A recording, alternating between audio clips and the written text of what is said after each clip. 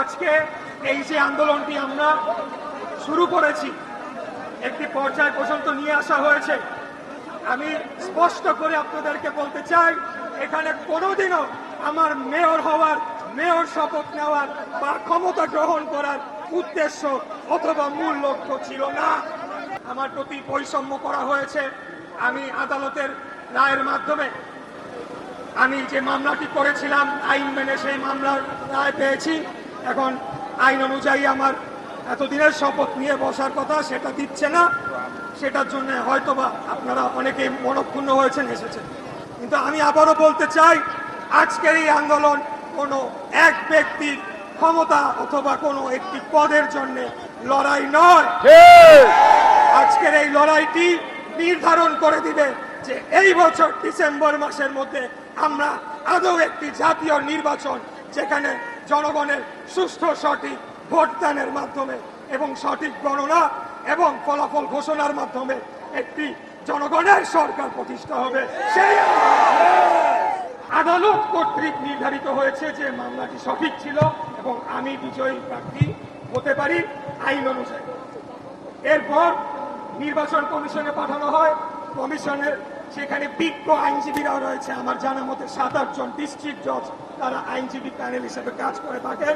তারা পুরো মামলাটি পুঙ্খানুপুঙ্খভাবে সেটিকে পরীক্ষা নিরীক্ষা করে দেখেছেন এবং নিশ্চিত করেছেন একটা যাতে এখানে কোনো গ্যাপ না থাকে, কোনো ভুল না থাকে। তারপরেও এক অদৃশ্য চাপে নির্বাচন কমিশনকে বাধ্য করা হলো আইন মন্ত্রণালয়ের কি মতামত চাওয়ার জন্য। নির্বাচন কমিশন একটি স্বাধীন সার্বভৌম সংস্থা, তারা যে সিদ্ধান্তটি নিবে সেটিকেই আমাদেরকে মেনে নিতে হবে। যদি এই চর্চাটা যদি এখন থেকে আমরা আমাদের মাথায় না আনতে পারি, তাহলে বাংলাদেশের গণতন্ত্র প্রতিষ্ঠা কোনোদিনও হবে না। এখন অতীতে যা হচ্ছিল ভিন্ন ব্যানারে একই জিনিস চলতে থাকে। এখন স্থানীয় সরকারের মন্ত্রণালয় একমাত্র দায়িত্ব আইন অনুযায়ী কেবলমাত্র প্রধান উপদেষ্টা, মাননীয় প্রধান উপদেষ্টার সাথে আলাপ করে আমার শপথ গ্রহণের অনুষ্ঠান সম্পন্ন করা। এর বাইরে তাদের মতামত দেওয়ার কিছু নাই, কারণ ইতিমধ্যে ভোট নির্বাচন কমিশন আইন মন্ত্রণালয় হয়ে এই ফাইলটি গিয়েছে, তারা শুধুমাত্র শপথের আয়োজন করবে। এরপরে আপনারা দেখেছেন একটি নতুন দল, যাদের ব্যাপারে আমি অত্যন্ত আশাবাদী ছিলাম, সত্যি কথা বলতে, যে নতুন তরুণদের একটি দল প্রতিষ্ঠা হচ্ছে। এটা বাংলাদেশের রাজনীতির জন্যও ভালো, আমাদের জন্যও ভালো, তরুণরা নেতৃত্বে এগিয়ে আসুক। কিন্তু আমরা দেখলাম যে দল গঠন করার পর এই সরকারের মধ্যে তাদের দলের কয়েকজন প্রতিনিধি রয়ে গেল। তার মানে আমরা যে কারণে আন্দোলন শুরু করেছিলাম 2011 সালে, যে একটা সম্পূর্ণ নিরপেক্ষ সরকারের অধীনে জাতীয় নির্বাচন হবে, সেখান থেকে আবার আমরা পেছনে গেলাম। এখানে আমি একজন উপদেষ্টার উদাহরণ দিব, জনাব নাহিদ ইসলাম। অত্যন্ত উনি একটা ভালো পদক্ষেপ নিয়েছেন, প্রশংসনীয়। উনি পদত্যাগ করে গিয়ে রাজনীতি গিয়ে জয়েন করেছেন, রাজনীতি করছেন। কিন্তু বাকি যে 2 জন উপদেষ্টা রয়েছে তারা এখনো এই সরকারের ভেতরে রয়েছে এবং তাদেরকে মদত দিচ্ছে আরো 2-1 জন উপদেষ্টা, যারা সম্মিলিতভাবে বাংলাদেশ জাতীয়তাবাদী দল আগামীতে যাতে নির্বাচনে না আসতে পারে, ভালো না করতে পারে, রাষ্ট্র ক্ষমতায় না আসতে পারে, আমাদের নেতা দেশে এসে দেশ সংস্কারের যে 31 দফা দিয়েছে সেটাকে বাস্তবায়ন না করতে পারে, সেটার মধ্যে যুক্ত রয়েছে। এই যে আমার ঘটনাটি নিয়ে আমরা যেটি দেখতে পেলাম, যে সরকারের ভেতর থেকে বিচার বিভাগের উপরে হস্তক্ষেপ করা হয়েছে রায় প্রদানের সময়, নির্বাচন কমিশনকে এক প্রকার জিম্মি করার চেষ্টা করা আজকে হয়েছে, আপনারা দেখেছেন। এবং সম্পূর্ণ ব্যুরোক্রেসি তারা নিয়ন্ত্রণ করছে। এখন এই অবস্থায় আমার একজন প্রার্থী, আমার সাথে যদি এই আচরণ করা হয়, যখন জাতীয় নির্বাচন হবে, রাষ্ট্র ক্ষমতা পরিবর্তনের প্রশ্ন চলে আসবে, তখন কি আপনারা আশা রাখতে পারেন যে নিরপেক্ষভাবে বাংলাদেশে জাতীয় নির্বাচন হবে? এরা এই সরকারে থাকা অবস্থায় না না না, আপনারা বলেন না কেন ভাই? হবে? হাসিনার আমলে কি হয়েছিল? একই কাজ করেছিল। সে বিচার বিভাগের উপরে হস্তক্ষেপ করেছে, নির্বাচন কমিশন ধ্বংস করেছে, প্রশাসনকে সে ব্যবহার করেছে, তাই কিনা? আমরা কি আরেকটা স্বৈরাচারের জন্ম হতে দিতে পারি? একটা স্বৈরাচারের জন্ম এই বাংলাদেশের মাটিতে আমরা হতে দেব না ইনশাআল্লাহ।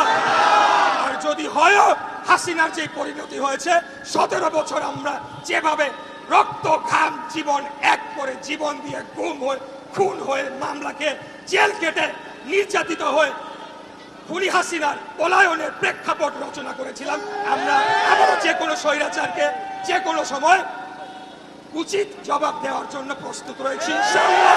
কোনো মেয়রের বিষয় না, কোনো কিচ্ছু বুঝি না।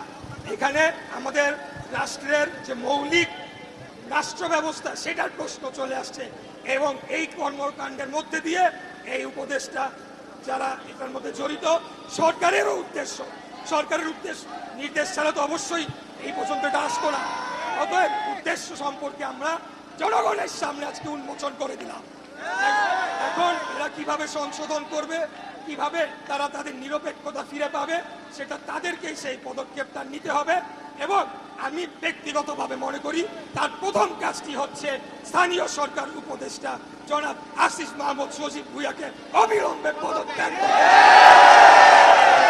এরপর আরেক ছাত্র নেতা জনাব মাহফুজ আলম তথ্য উপদেষ্টা, তাকে পদত্যাগ করতে হবে। দুজন উপদেষ্টার সাথে আমার ব্যক্তিগত কোনো পরিচয়ও নাই, কোনো শত্রুতাও নাই, বৈরিতাও নাই, কোনো কিচ্ছু নাই। এখানে কেবলমাত্র বাংলাদেশের গণতন্ত্র, বাংলাদেশের জনগণের ভোটের অধিকারের জন্য আজকে আমাকে এই আন্দোলন নিয়ে রাস্তায় নামতে হচ্ছে। আমি ওনাদের শুভকামনা করি, ওনারা পদত্যাগ করে যে রাজনৈতিক দলের তারা সদস্য হয়েছেন বা হতে চান সেখানে গিয়ে সাংগঠনিক রাজনীতি করেন, সরকারের উপরে আর হস্তক্ষেপ চলবে না। আমরা আজকে এখানে এই কারণে আসি নাই যে একটা গ্যাঞ্জাম বাঁধাবো, এখন অনেকদিন আন্দোলন হাসিনা তো নাই, কি করা যায়, চলো গিয়ে একটা মারামারি বাঁধাইতে আসি, সেটা কিন্তু না। এখানে সেই উদ্দেশ্যে আমি আসি নাই। আমি এসেছি যে এখানে একটা সমাধান করতে হবে, এমন শান্তিপূর্ণ সমাধান যেখানে সকল গণতন্ত্রী মনা এবং আমাদের সহযোগী আন্দোলনকারী যতগুলো রাজনৈতিক দল ছিল তারা যাতে পাশাপাশি সহ অবস্থান করে তাদের রাজনীতিটা করতে পারে, ক্যাম্পাসে যাতে সহ অবস্থান করতে পারে এবং আলটিমেটলি একটা নির্বাচনের মাধ্যমে সরাসরি প্রত্যক্ষ ভোটের মাধ্যমে জনগণের সরকার প্রতিষ্ঠিত হোক, যারা এসে সংস্কারগুলো দীর্ঘমেয়াদে করবে। এই আশা নিয়ে এই কথাগুলো বলার জন্য আজকে আমি আপনাদের সামনে এসেছি। আমরা বলবো যে আমাদের এখন পেছনে ফেরার কোনো সুযোগ নাই। এখন আমরা রাজনৈতিক দল হিসেবে বিএনপি আমাদেরকে ফসল ঘরে নিয়েই এখান থেকে ফেরত যেতে হবে। যতদিন না পর্যন্ত আমাদের দাবিগুলো মানা হবে আমরা এখান থেকে যাব না। এটা হলো আমাদের শেষ ঘোষণা।